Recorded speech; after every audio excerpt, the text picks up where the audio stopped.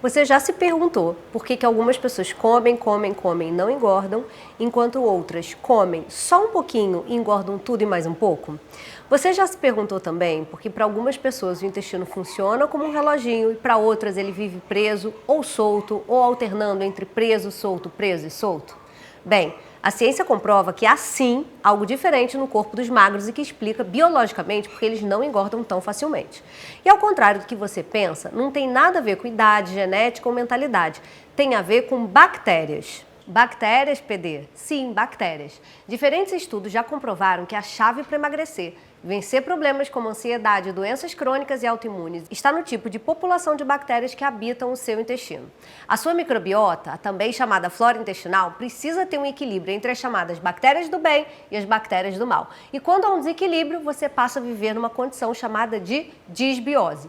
Ocorre que hoje a torcida do Flamengo, do Corinthians e quase todo mundo que eu atendo na minha clínica e nos meus cursos estão completamente desequilibrados. Isso do ponto de vista de bactérias intestinais. E o resultado está no intestino que não funciona, na eterna luta contra a balança e também gatilho de doenças como diabetes, problemas autoimunes e até mesmo câncer. Para quem ainda não me conhece, eu sou a Patrícia Davidson, também chamada de PD. Sou nutricionista clínica funcional e fitoterapeuta, tenho mais de 20 anos de prática clínica. Sou professora de mais de 40 mil alunos e proprietária de clínicas bem conhecidas no Rio e em São Paulo. E eu preparei essa aula especial com o seguinte objetivo: para o seu intestino funcionar como um relógio e você já começar a sair desse quadro de disbiose. E no final da aula ainda vou fazer um convite exclusivo para quem de verdade quer vencer a luta contra a balança com um método simples e poderoso, validado e que vai te trazer resultados permanentes. Bora colar na PD?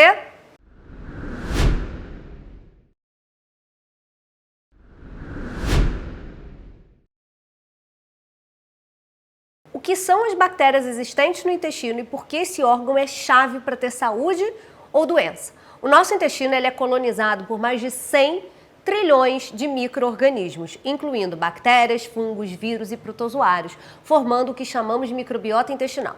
Ela é composta por micro-organismos que vivem de forma harmoniosa e que fazem bem para a saúde quando em equilíbrio. A composição da microbiota intestinal ela é única em cada indivíduo. Em maioria, as bactérias são não patogênicas, ou seja, não causam doenças. Essa microbiota é adquirida no nascimento e ainda definida pelas características ambientais, como idade, hábitos alimentares, envelhecimento e vários outros fatores. Uma microbiota ou flora intestinal saudável tem inúmeros benefícios, como prevenção de infecções causadas por micro-organismos, redução de diarreias, intestino preso e gases, melhora do processo de digestão e eliminação de toxinas pelo intestino, fortalece seu sistema imunológico, normaliza a produção e absorção de nutrientes, como vitaminas e minerais. Mas quando a nossa microbiota está desequilibrada, PD, ou seja, quando o número de bactérias patogênicas que fazem mal ao nosso organismo é superior ou desequilibrado frente ao número de bactérias do bem, chamamos isso de disbiose. As principais consequências de viver com uma microbiota em desequilíbrio são o desenvolvimento, por exemplo, de intolerância à lactose e a outros alimentos, como o glúten, a carne bovina, o milho, leveduras e por aí vai. Desenvolvimento da síndrome do intestino irritável. Desenvolvimento de doenças autoimunes, como artrite, lúpus, tireoidite de Hashimoto. Ganho de peso, diabetes tipo 2, gordura no fígado, doenças cardiovasculares e até mesmo câncer. Tá bem, PD? Mas o que alimenta as bactérias que nos fazem mal e até nos engordam?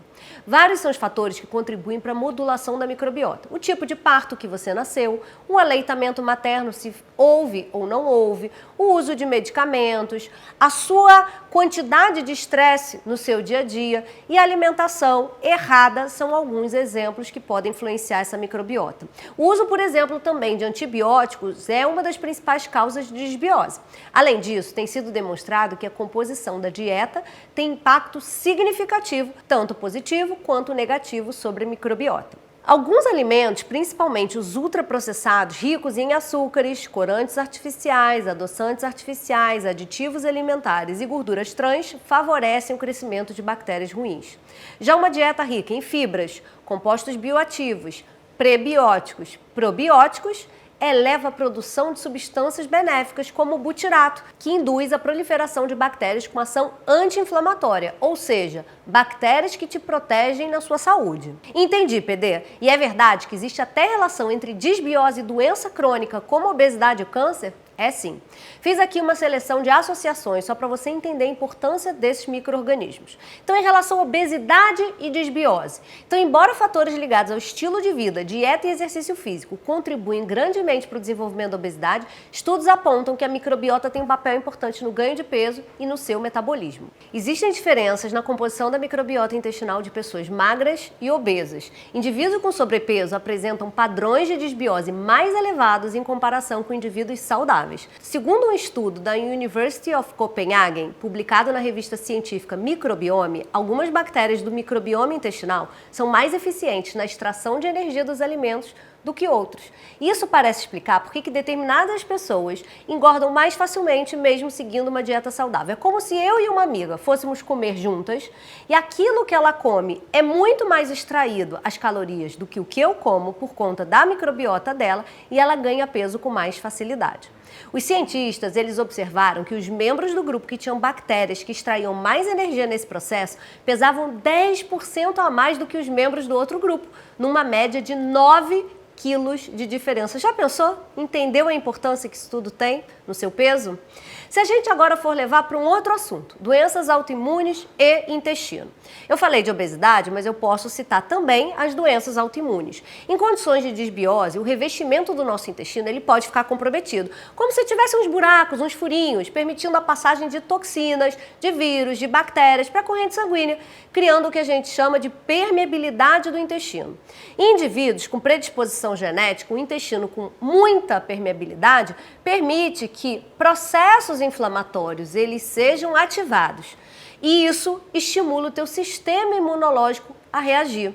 Isso gera um mecanismo de defesa capaz de exacerbar todas as reações imunes, ativando doenças autoimunes e desenvolvendo outras.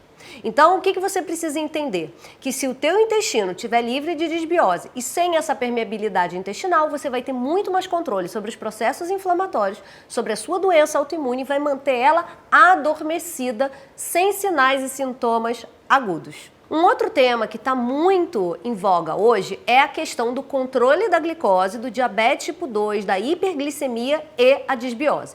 Então, se a gente citou doenças autoimunes, por exemplo, artrite reumatoide, lúpus, a gente também pode falar da relação entre a desbiose e a diabetes. A diabetes está principalmente ligada à obesidade e à resistência insulínica. Entretanto, vários fatores genéticos e ambientais podem influenciar o desenvolvimento e o curso também da doença. A relação entre a microbiota e o diabetes foi estabelecida a partir do desequilíbrio de determinados tipos, grupinhos de bactérias intestinais. Pesquisas científicas demonstram que as proporções de bactérias chamadas firmicutes estavam reduzidas, enquanto que os bacteroidetes estavam aumentados num grupo de pacientes com diabetes tipo 2 em relação ao grupo controle. Mais uma prova da influência dos tipos de bactéria no adoecimento. Vale lembrar que uma dieta rica em ultraprocessados gera mais inflamação no teu organismo, reduz a produção de muco lá dentro do teu intestino e danifica as junções que mantêm o seu intestino íntegro. Isso diminui essa integridade da barreira intestinal, forma aqueles buraquinhos que geram um aumento da inflamação e o mau controle da sua glicose. Além disso, o consumo de elevadas quantidades de industrializados causa morte de bactérias gram-negativas, aumentando a quantidade de fragmentos de bactérias lá no seu intestino, que também ativam a inflamação e o controle da glicose. Bom, os autores eles apontam que o aumento dessa permeabilidade do intestino e principalmente a chegada desses fragmentos bacterianos lá na sua circulação ativa alguns receptores que vão gerar inflamação. Consequentemente, surge a resistência insulínica, que é o primeiro passo para o desenvolvimento do diabetes.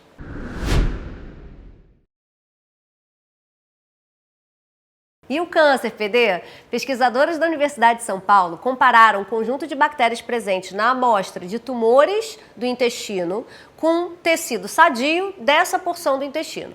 E mais uma vez a influência dos tipos de bactérias se fez presente. Eles encontraram maior proporção de determinadas bactérias, que são os bacteroides, que poderia produzir uma toxina capaz de induzir a formação de tumores. Essa toxina estimula o crescimento de células imunológicas dentro do revestimento intestinal e promove uma série de informações inflamatórias que podem levar ao câncer. Em geral, os micro-organismos intestinais, eles podem produzir toxinas prejudiciais ao nosso DNA, ao nosso código genético, e metabólitos que são cancerígenos. Eles podem induzir inflamação, que pode te levar ao desenvolvimento de câncer. E eles também podem tornar os tumores mais resistentes, olha só que interessante, aos medicamentos quimioterápicos, por exemplo. Então, até quando você precisa fazer um tratamento para o tumor, essas bactérias acabarem te atrapalhando. E elas ainda podem suprimir as respostas imunes contra o câncer, ou seja, seu corpo tem menos defesa contra as células cancerosas. E eu tenho um convite final para te fazer. E só o intestino é só um dos pilares que eu trabalho quando o assunto é emagrecimento de verdade, com resultados rápidos e duradouros. Por isso, faz tempo que eu estava com vontade de fazer algo especial para quem me acompanha nas redes, e eu vou dizer que vem coisa boa por aí, hein? Bem especial. Então presta atenção aqui. Se você está acima do peso, tem dificuldade de emagrecer, se você já tentou todas as dietas da moda e não aguenta mais começar e parar a academia, se você já emagreceu, mas não consegue manter-se naquele peso do seu emagrecimento, se o seu médico, o seu nutricionista já mandou você emagrecer por conta dos exames regulados, eu tenho um convite para fazer para você.